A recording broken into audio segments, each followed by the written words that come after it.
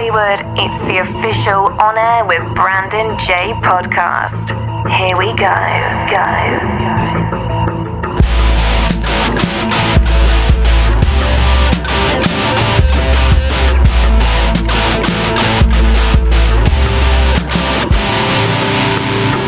Welcome to On Air with Brandon J. I am Brandon, and this is a special show because I'm joined by my brother from another mother, Mr. James Bondurant. James, how are you, man?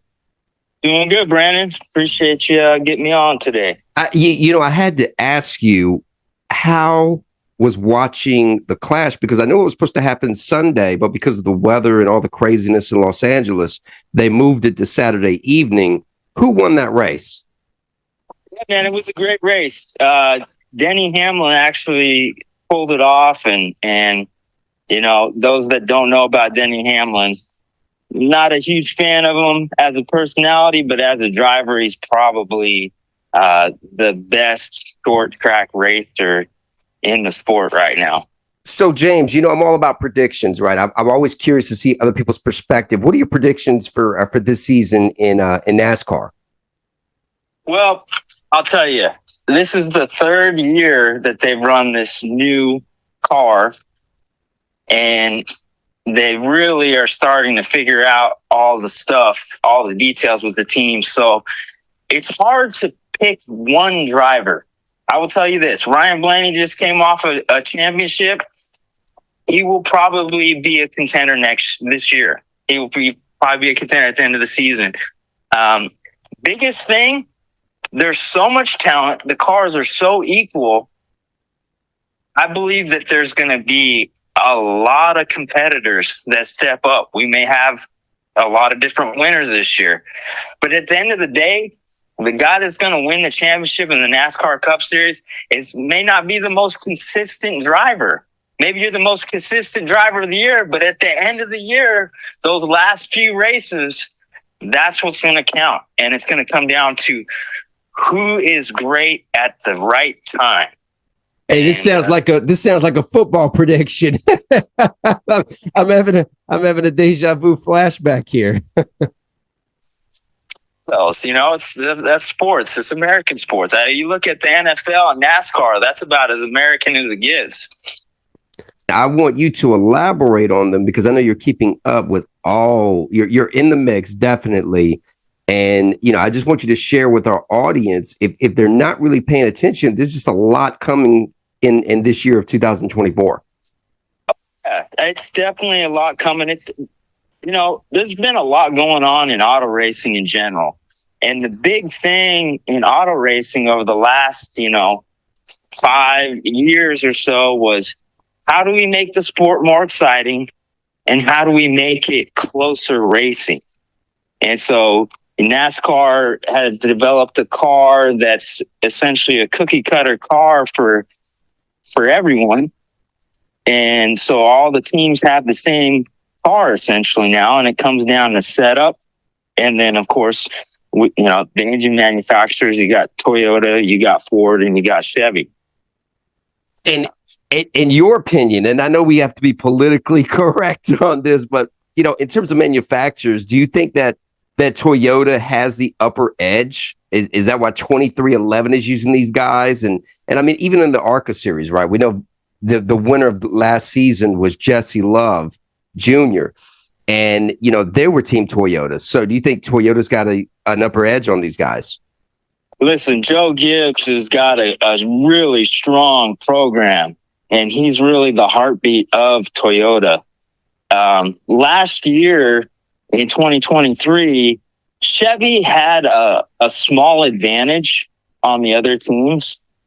Ford ended up winning the championship with Ryan Blaney, but overall, Chevy just had a little advantage. So over the offseason, both Ford and Toyota built a new body. They designed a new body for their cars this year.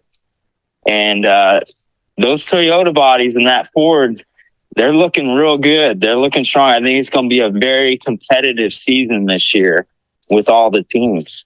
Hey, I got a random question for you, right? So I was at CES literally a couple of weeks ago, And, James, I was telling everybody, there's going to be flying cars. Everybody's like, oh, Brandon, you're crazy, whatever. And then I see this huge drone-looking car that flies. Do you think there will be some kind of auto racing with flying cars in the future? Oh, no doubt. No doubt. I mean, for us purists, maybe we don't want to see cars flying, but it's where things are going, right? I mean, they already got Red Bull has the plane racing, and people are going to always push the limits. I mean, if you look over the years of extreme sports and where things have gone, the next level would probably be something of some sort of flying car. I would not doubt it for a second. Well, what's wild, right? You always say you're an old school racer in a new school world, and I think that's exactly what we're walking into. Definitely. I mean, the way things are going, you have to jump on the bandwagon and be a part of all the advancements in technology, or you're going to miss the boat. Speaking of the bandwagon, right? We know we've got the Super Bowl coming up in less than a week. It's the Kansas City Chiefs versus the San Francisco 49ers. I was reading an article, and they stated that because of Taylor Swift being involved with these games, watching her boyfriend, Travis Kelce play, whatever, I think I'm pronouncing it incorrectly, that they generated an estimated $380 million. Do you think Taylor Swift is the reason the Chiefs are going to the Super Bowl? Well, I heard the pause there. Tricky question. We could analyze that one for days. People, some of these football fans can't stand Taylor Swift, but the bottom line is Taylor Swift is helping your sport. I mean, so we really can't knock Taylor and what she's done for the sport. Has she helped Travis Kelce?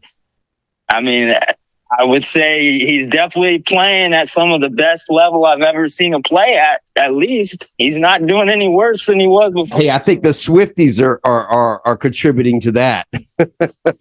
I mean, you can see the effort that he's putting out on the field. Obviously, there's a bigger effort, but that's always been there for the Chiefs. So now it's seeing if they can bring home the Super Bowl ring for Taylor.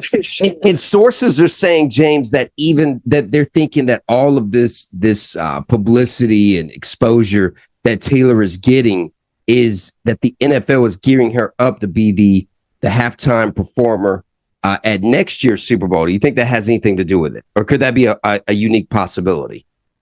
Well, I mean, it's a natural progression, right? She's the biggest thing going on right now in the NFL as far as pop star celebrities. So it would only make sense to have her do the Super Bowl. Listen, at the end of the day, I may not be a Taylor Swift fan. No, you didn't just say that here on iHeart. I can appreciate talent, and Taylor Swift is an amazing talent who has a lot to offer. So hey, I'm all for it. Let's see Taylor put on a show next year. And apparently an amazing business person as well, because she is worth over $1 billion now. Like it's just incredible to see what she did starting out as a recording artist and how she's built this global, and she's become a global phenomenon. Oh yeah, I mean, you look at some of the greats in music. I mean, I can't help but think of someone like Snoop or Jay-Z, and they're smart businessmen. Dr. Dre, these guys behind the scenes are doing it. And Taylor Swift is a smart businesswoman. She's doing the same thing. So that's great. All right. So I know we drifted off into Super Bowl land, but I'm always curious to see who people think is going to win, because my Cowboys lost, and everybody's like, oh, you guys are good throughout the regular season. You guys choke in the playoffs. And I'm like, I didn't want to agree with that, but I've kind of seen that years in a row now. So tough. All you Cowboys fans out there, it's rough because you got a solid team, but you just can't seem to get past that breaking point. I mean, as far as the Niners and Chiefs reboot 2024, my heart leans to the Chiefs because I love the way they play, and they're just smart, and they do things right. So, but that Niners team, you can't overlook the talent and how it runs deep all the way through. So it's gonna be a show come Super Bowl Sunday, no doubt. I mean, it's incredible, and I have to say, and I have to my hat's off. I have to give my hat to Patrick Mahomes and Andy Reid and just the entire team. I mean, they're very good, very respondent towards pressure. Like, I don't see, this guy does not fold when the game is on the line. I mean, he's incredible. So I'm going to go with the Chiefs to win this year's Super Bowl. Hey, I'm with it, man. And a lot of race car drivers, they love the NFL, and I'll tell you what. Here's the thing about the NFL, how it relates to racing is really race car drivers are extremely similar to a quarterback. And then a coach is like a crew chief, right? And Patrick Mahomes and Andy Reid are like the best race car driver, crew chief you could imagine. I mean, they're just extremely smart. The thing is with the Niners is you've got a great team. Maybe Purdy's not the strongest quarterback, but he's smart and he's got the best team behind him. So it's going to be interesting. It's going to be exciting. It's going to be a show, no doubt. Hey, and what better city to do it than Las Vegas, Nevada? Yeah, man. All that glitz and glamour. I mean, F1 just came off, and now here we are with the Super Bowl. So Las Vegas is happening right now. Speaking of F1, right? Let's get back into the racing mode. So I know that you, my friend, are dabbling into not just one area of racing, NASCAR, ARCA, but I was with you, and I was privileged to see and great and the wonderful folks at Penske. Roger Penske and his team and staff. They were gracious to us and in providing us great hospitality at Indianapolis Motor Speedway. And so you took me on this crash course of education, right? I didn't just see one form of racing. I didn't just see McDowell win in Cup, but I also got to see ARCA and Xfinity and Indy Next. And Indy Next, the cars are a little bit bigger than the Formula One car, but that's something that you plan on dabbling into. Oh yeah, definitely. I mean, the thing is, as a race car driver, I like to go fast. Speed is where it's at. And IndyCar is going well over 240 miles an hour at Indianapolis Motor Speedway. That is incredible. You can say what you will, but the speed, the Indianapolis 500, the only time you drop below 200 miles an hour is when you come into the pits or a yellow flag. Otherwise, you're over 200 the entire race. That's incredible, man. Over 200. That's got to be a high. Man, I mean, it's next level racing, So, I love racing. I love auto racing in general. For me, my grandfather raced Formula One for Ferrari. So I'm very close to Formula One. I love open wheel racing. I love the speed of it all. But I love stock car racing too. And my grandpa was fortunate enough to teach a lot of those guys. So I got to be around, Dale Earnhardt and Jimmy Johnson, these guys. And there's just so much respect for NASCAR. It's a true American sport. The amount of chess that goes into NASCAR, it's unbelievable. So for me personally, I love racing. I'm not a big rally car racing. That's something I'm not sure if you're familiar with. Ken Block. We lost him a year ago. He was a great talent, but he actually went to Europe. 50 years old, he still managed a top 10 in the World Rally Car Championship.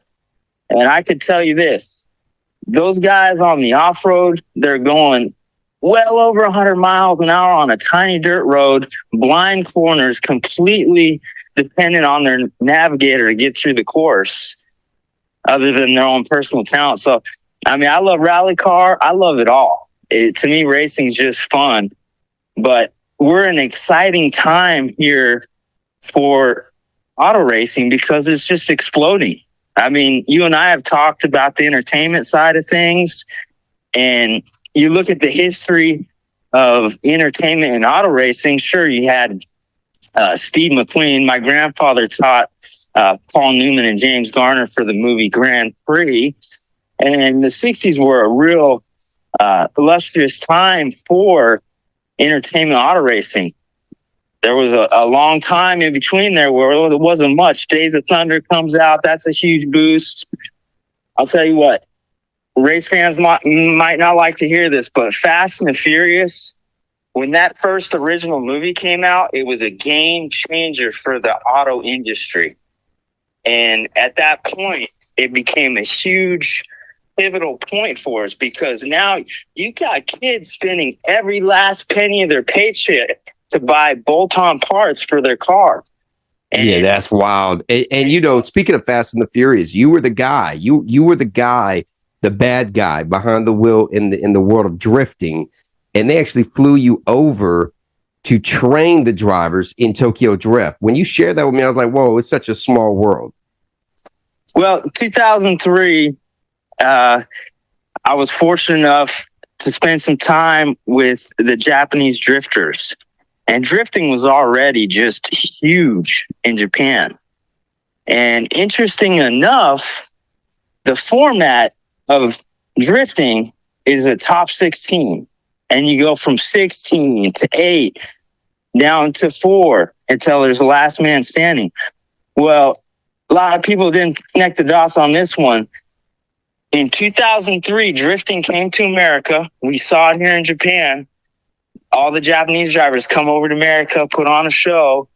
And then in 2004, not only did we have Formula Drift, the first professional American drift series, but if you guys remember, NASCAR in 2004, same year drifting came out, they switched to a playoff format, which was a top 16 to a top 8 to a top 4 to a last man standing. So people don't realize that drifting very likely played a part in the NASCAR format. Oh, I believe it. I mean, I think the Fast and the Furious franchise has just really just changed the world of racing and these kids that are out there drifting and drag racing and out in the streets and all this crazy stuff. And it may be illegal, but it definitely contributes to the popularity of what people are consuming when it comes to media at home. Yeah, well, it's exciting. It's exciting, right? And, I always try to tell kids, because, I've had plenty of kids approach me, wanting me to street race. And I always say, listen, if I go out on the streets with you, do you really think that Roger Penske or Rick Hendrick's is going to look at me to drive the race car? So there's just that line of professionalism that we have to walk. But yeah, man, Fast and the Furious it was the start of something new. And now here we are. Formula One is now owned by an American company. They're really pushing the entertainment. You got NASCAR just releasing their Netflix docuseries. And it's exciting time, no doubt. Brad Pitt's working on movies. I'm sure there's other movies in the pipeline coming about racing, and it's going to be interesting to see what 2024. Hey, you know what? We might even see Mr. James Bondurant in a NASCAR movie coming in the near future. I'm just saying, I don't know, but you tell me what is next for James. Well, listen, I work real hard at things. There could be a lot of people don't really know I'm under the radar. People say what they will about me, but there's one thing I know is my talent as a driver. There's several drivers in the Cup Series I've personally raced against. So I'm working real long and hard, and I'm not going to be satisfied until I get my opportunity to showcase my talents at the top level of racing. I love it. A true competitor. I think every athlete, everybody that is in the world of sports, whether it's football, basketball, soccer, baseball, auto car racing, boxing, everybody has that one thing in common, right? And it's like what Ricky Bobby's dad said in the famous film of Talladega Nights: either you're first or you're last. Exactly. Hey, I had to. I love that movie. I was waiting for the right moment in the interview to say it.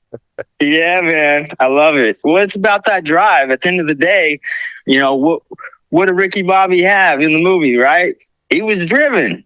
He may not have been the sharpest tool in the shed, but the guy had drive. So I always say will over skill. You want it bad enough, you're going to find a way to get there.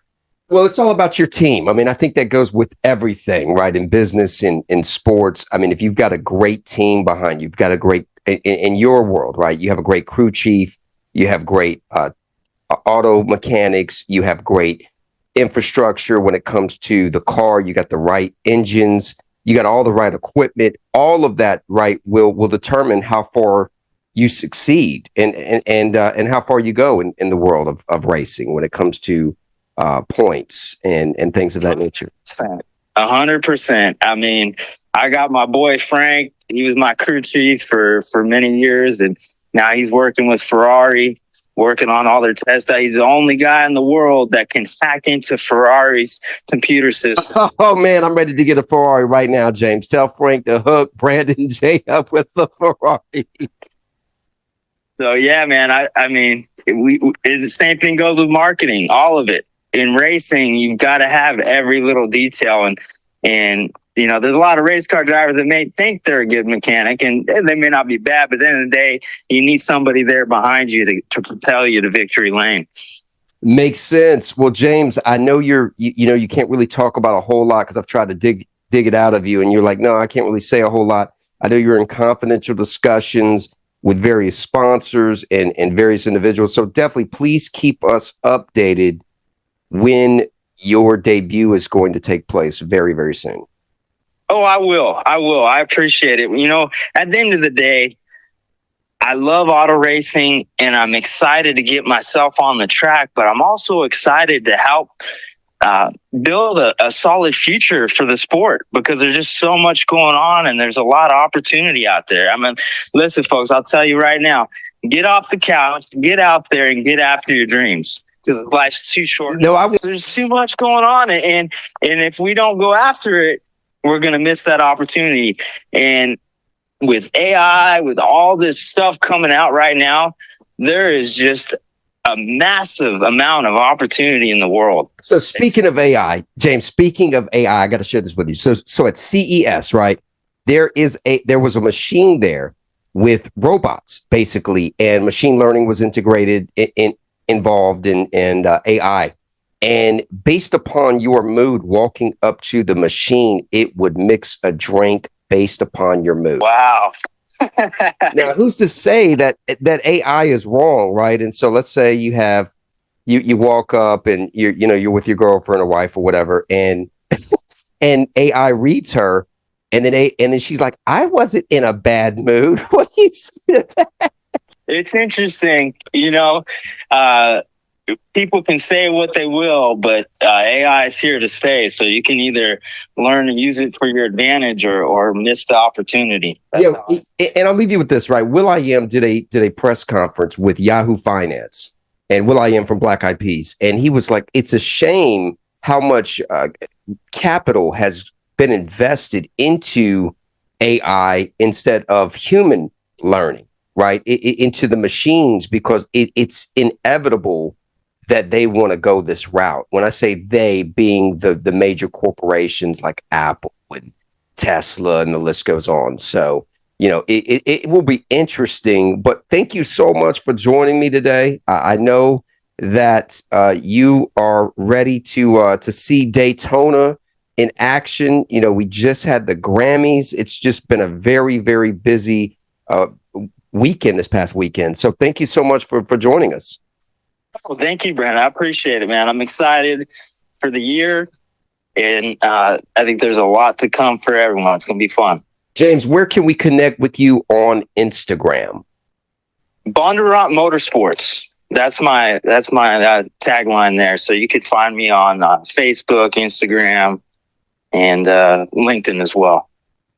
James Bondurant, thank you so much, my friend. Always great talking to you. And this is our first time having you on air with Brandon J. So enjoy your week. Definitely keep us posted. And I'm looking forward to seeing what you do next.